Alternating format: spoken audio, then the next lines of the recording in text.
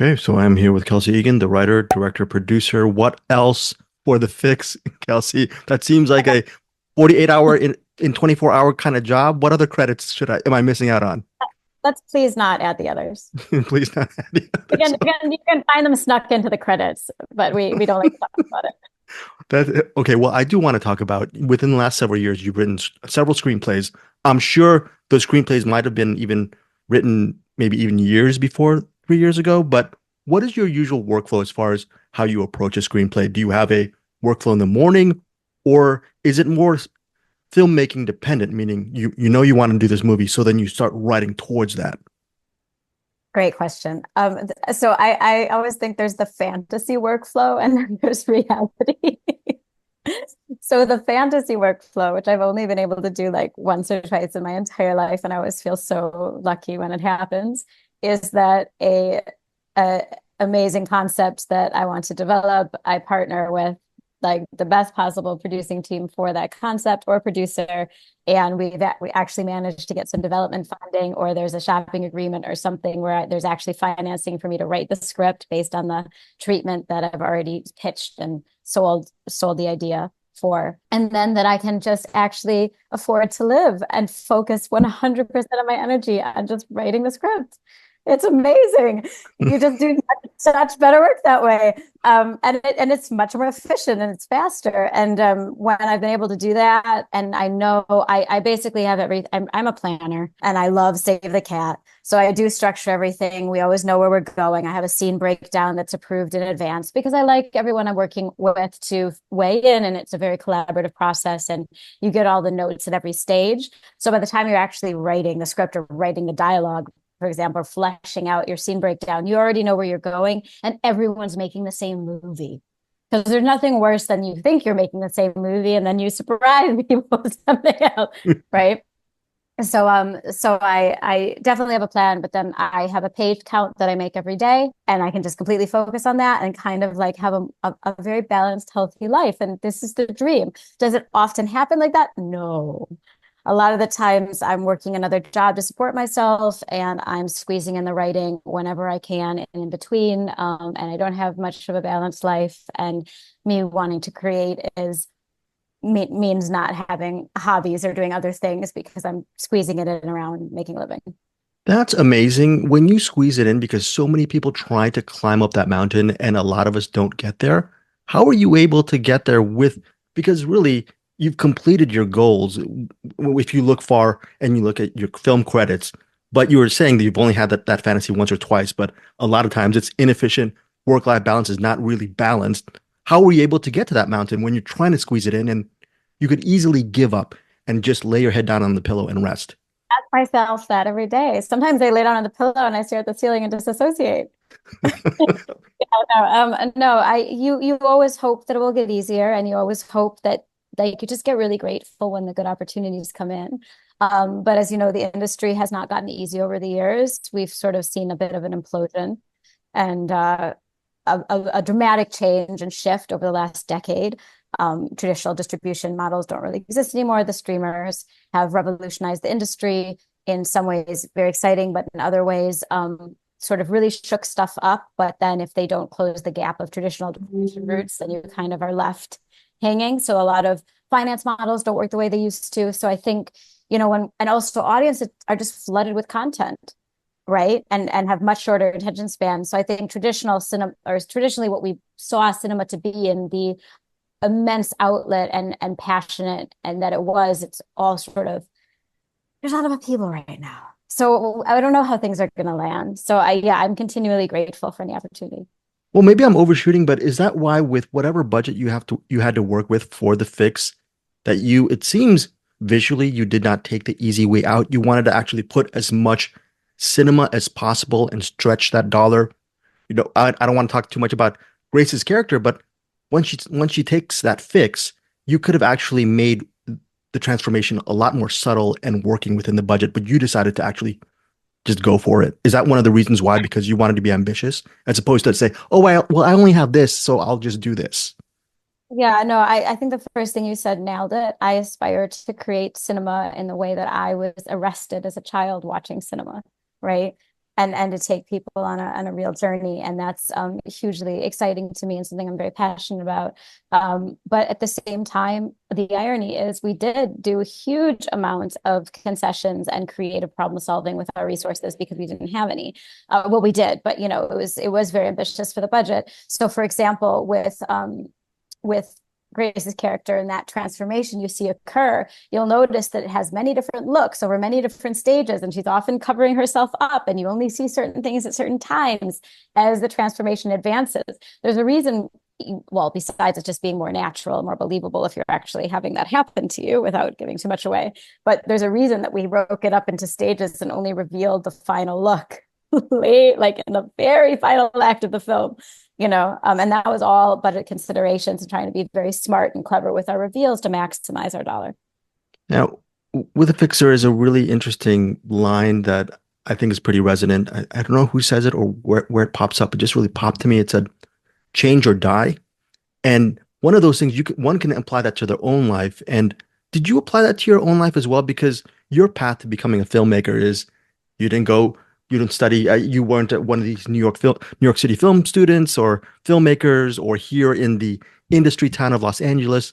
You've made your own community in industry town over in South Africa. Can you just talk about that, in my opinion, very gutsy change? Or was it maybe not as gutsy as I'm thinking, because maybe you saw some kind of calling back in, I don't know, '08 or '09, where you decided to start your journey there? Yeah, no, I first came to South Africa in 2007. Actually, no, I'm lying, 2006. So I just graduated from college and I wanted to say goodbye to what I always thought I wanted to do, which was large predator behavioral research, because I studied neuroscience and behavior and theater. And when I was in school, I realized that I was happiest when I was doing creative collaborations, and that was the path I wanted to pursue. But I still had this like deep love for animal conservation and research. So there were some exceptional programs in South Africa, and I went and I had the most magical couple of months. I'd saved up over my 4 years in college to be able to do that. And while I was sort of traveling around the country, I just fell in love with it. Absolutely fell in love with it. And then realized there was an industry there, and realized that there was some very exciting service industry opportunities, and that very big productions from Hollywood and from Europe and UK were coming to shoot there, and realized that that was an opportunity. But also, I think, I'd already been, working in film a bit in New York, and I realized that to be the type of storyteller, to develop the type of voice I wanted to have, I felt it was really important that I get out of my bubble, which was a very specific bubble, and that to just gain perspective, I needed to live and know what it felt like to be a fish out of water, or to be other in a space, and just, I guess, see if I could sink or swim. And of course, when you're young, you romanticize that a lot, and it seems like a big grand adventure. So I just went for it. But you need that, right? That sort of romanticized vision of what things could be to actually get to where you are right now. Don't do it. Yeah. You actually know how hard it's going to be. You're not going to start. I really love how Ella, in a lot of the narrative, she's abrasive, and sometimes you might not be following her journey because she's maybe not the best friend or the best lover or girlfriend, but she's going through things and you understand. You as a writer could have made her likable from the jump and make her more populist, and you decided not to. Can you talk to us about, on that writing angle, that approach, which I thought was pretty refreshing? Oh, I'm so glad that you liked that. We had a lot of conversations about that, and I just feel it's more authentic, it's more real. And I'm very interested in three-dimensionality of people, and we all have our flaws. We all have the areas in which we struggle, or in the areas in which we don't cope with our own trauma very well. And that we're just trying to make life work and make us work, right? And I think that delving into the harsher realities of that, and not just putting sort of a glossy spin on everything, is more authentic to real life and the type of content that interests me more. Yeah, I was watching some of your past interviews, and you were talking about the stress that comes from being a filmmaker, and how possibly yoga really helps you center. I mean, Yeah. I know we're not going to be here for an hour talking about the ins and outs of yoga, but how has that enhanced your life? And I've never done it, and maybe I am Oh in the gosh. wrong for not doing it. So what would your advice be for people who are trying to start that journey, and how has it really enhanced your life, in, I guess, in broad strokes? Well, so guilty confession, or not even guilty, but like it may be helpful to hear. I hated yoga for years. Like before I actively practiced yoga, I was like, absolutely not. Like I could not think of anything worse than sitting still in this room and like holding poses and around all these strangers. Like I found it really claustrophobic and really oppressive and didn't really get it and didn't really see that it would help my fitness. And wow, was I wrong? I just got lucky enough to go to some heated yoga classes at a wonderful studio called Yoga Life in Cape Town, which is just my sanctuary. And they have a very specific practice of very intense power yoga. So heated, you're like drenched in sweat. It feels like a detox, but going through a really intensive flow vinyasa practice. And the first like two or three classes were very uncomfortable, and I had to like sit in that discomfort and work through it. And after that, I was completely hooked. And every time I'm going through it's just particularly difficult period in my life and feel like everything's falling apart around me, yoga is what I always return to ground. And also in my everyday life, even when things are going well, it's my opportunity to check in with myself and truly see how I'm doing, how my body is doing, how I'm doing. But also, I'm a thinker, and I think I'm always overthinking everything, and I'm always multiple chess moves in many different directions with many different projects. So when I'm practicing yoga and being guided through a class, it's one of my few opportunities to just exist fully in the now, or just let my mind drift while being so in tune to listening to my body. And I think in that sense, it's very meditative for me. But I will say I'm not there for the Zen. I'm there for the fitness component alongside the being present, because I want to feel like my body has worked and moved, and it gives a lot of practical body weight resistance training, balance, flexibility, all massive, and things very, very lacking in a lot of fitness regimes. So that's my punch for yoga. I And but will, it needs intense yoga. It can't just be like casual, not particular. Like you want to be working cardio. You want yeah, to be just working jump right in, right? feel hard. It should feel very hard. Yeah. Okay. So look, after watching and enjoying the fix, I really want to see Glass House. So just from the, I guess, big picture, what's it been like to sort of collaborate and nurture the talents of someone like Grace? And then with Glass House, you have Jessica Alexander, the top build on that. That must mean a lot to you as a collaborator, see their artistry flourish under, I guess, sort of your projects and then seeing them grow post your projects. Oh, because you're so proud. But also it's a gift, right? Like I think there's nothing that brings me more gratification, I guess, weirdly, than to be able to bring together these exceptional talents and give them a platform to shine. And also work with them in building and developing these characters and emoting, right? And finding the points where we can really I guess, express something powerful or impactful or meaningful that might resonate with other people as much as it resonates with us. But when I think the greatest gift any cast member can give you is trust. And I mean, I have a very funny story. I adore Jess, and I actually found her way back before she'd done Little Mermaid or any of the major credits she has now, and just had a feeling about her, and she taped, and I was blown away. And we've stayed in touch since. And she was very funny with Glasshouse because she liked to tease me about, because I have a lot of attention to detail and I'll be very specific about things. So she'd like to tease me about that, which was very sweet, because she's such a good listener and would always be so on it. But she's also has a wonderful sense of fun. And then after, when Glasshouse was released, we had like a catch up, and she was like, "Oh my word, I had flashbacks and visions of every scene where you were so detailed. And then I saw on the screen why you did that. Because at the time I just trusted you. But I was like, oh, here we go. Like, okay, I got to do all this very specific stuff. But I trusted you. And then I got to watch it play out and understand why you were being so detailed with that choice and so specific was like, damn." And that was really cool to hear. I'm sure you're going to be working with her after that comment and just collaboration. I'm sure you want to work with her down the road in some of your projects as well. So Hope to, yeah. yeah. So my final question is just now, almost 20 years living in South Africa, do you feel the pull to go back to the States, or is this your home? Is this in that initial thing that brought you there? How has it changed over the years? Because now you're experienced and you're living there. I don't like borders very much. I think borders is a way is another form of classism, societal, social classism. So I having access to multiple geographies is really important to me personally, and I feel very privileged. It's a massive privilege to be able to do that and sort of feel like you belong to multiple places. So South Africa is definitely home in that it will always have my heart, and that I have spent pretty much my entire adult life there. But with that said, because of my aversion to borders, and I think I never want to feel like I'm not being completely open to whatever opportunity the world gives me for the right project or the right person, I would travel or base myself somewhere else for a while. And I was saying that I just got the UK Global Talent Visa, which I'm really grateful for because it means that I am more hireable.